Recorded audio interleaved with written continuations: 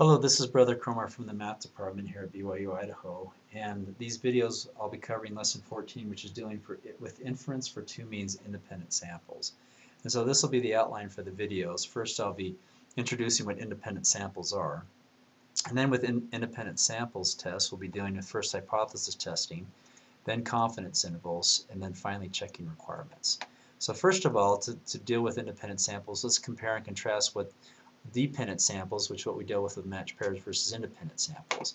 So with dependent samples, individuals in one sample are used to determine the units or individuals in the second sample. So for instance, if we want to see if fathers or sons taller than dads, if we randomly select who the sons are, then the fathers are automatically, our hand is forced, so the fathers will be automatically selected. However, with independent samples, individuals in one sample do not dictate which units or individuals are to be in a second sample. So for example, who scores better in stats tests, males or females? So if we randomly choose 6 females of all the students who take currently statistics, then how we select males is independent of how we select females. The female sample does not dictate how we choose the male samples. So this is what we're doing with independent samples. And what we're hoping to do is compare the population means between two groups. In this case, we're going to compare the population means between males and females. Okay. So now going forward, let's talk about hypothesis testing. Now let's go back to the very first steps of hypothesis testing that you dealt with one means standard deviation known. Now the basic steps where we stated a null and alternative hypothesis, we computed a test statistic, and this was the very first test statistic that you saw. It was a z-score. Then from that z-score we got a p-value. We used the applet to get the p-value. And then the decision rule. We reject the null hypothesis if the p-value is less than alpha, if not, or the level of significance, and if not, we don't reject. And then we state our conclusions. If we reject the null, we have sufficient evidence to say that, and then we state the alternative in plain English. If we don't reject the null, we have insufficient evidence to say that, and then we state the alternative in English. These last two steps, regardless of what hypothesis test we do, is always going to be the same. We go to the decision rule, and then we state our conclusions. Okay. Now let's go to the next list of hypothesis, or the hypothesis test that you did. This is where we dealt with standard deviation unknown, one mean standard deviation unknown.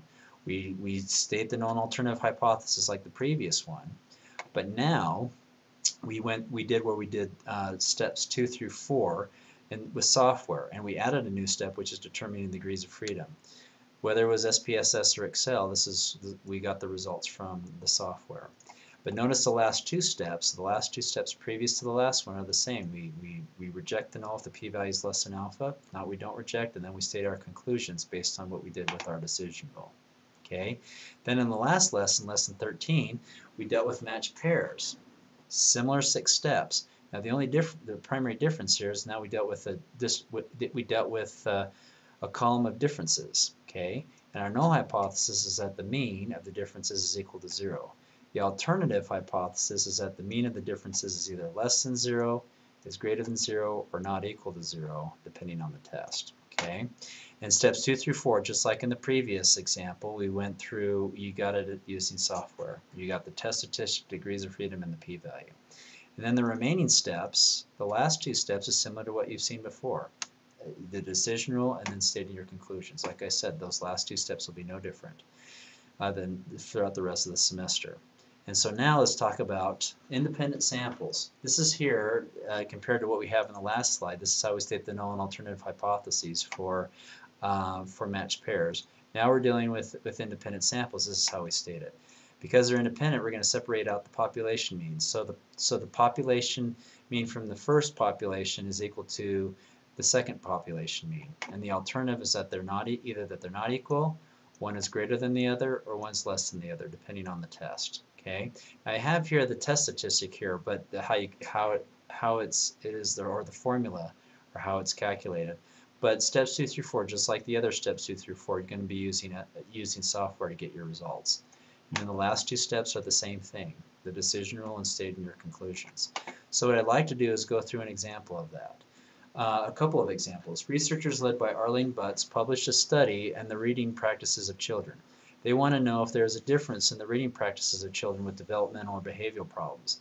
The DEV group, or group 1, compared to the children in the general population who do not have developmental problems, the GEN group, or group 2. One of the factors they considered was the number of nights each week that the children participating in reading in the home. Data representative of their results are given in the file reading practices that you saw in the online textbook.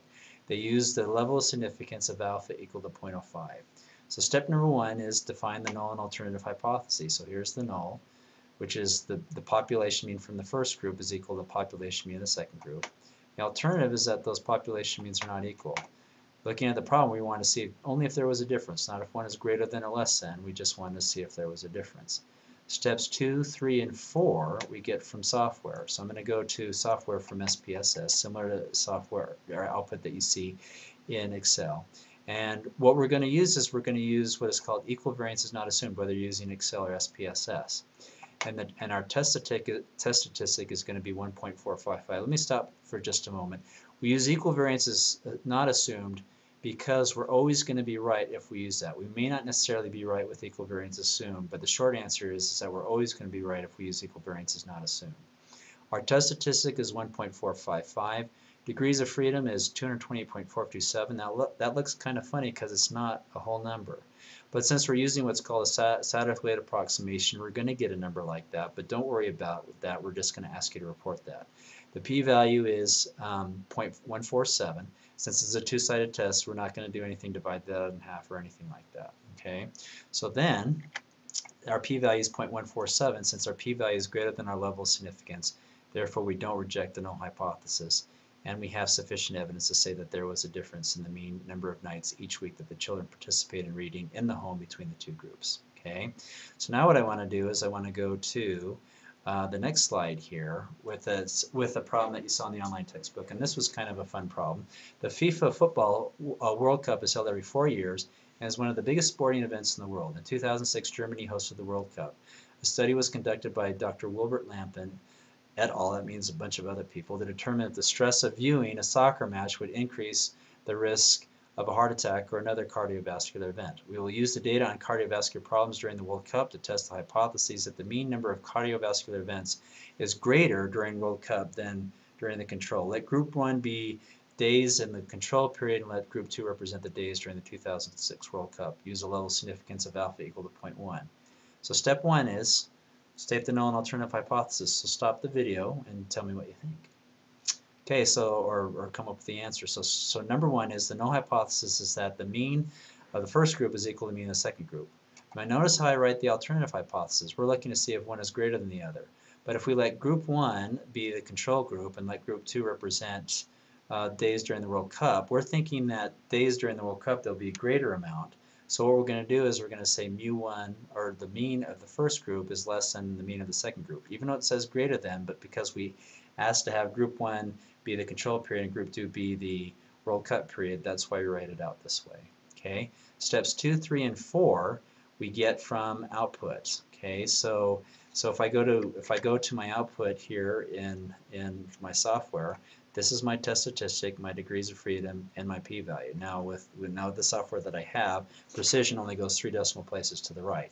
But basically it's very close to 0. Now if we're doing a one-sided test, we would take that number and divide it by 2, but close to 0 divided by 2 is still close to 0. Okay, so our p-value in this case is less than our level of significance, therefore we reject the null, and therefore we have sufficient evidence to say that there were fewer heart attacks outside of the World Cup competition time frame than during the World Cup competition.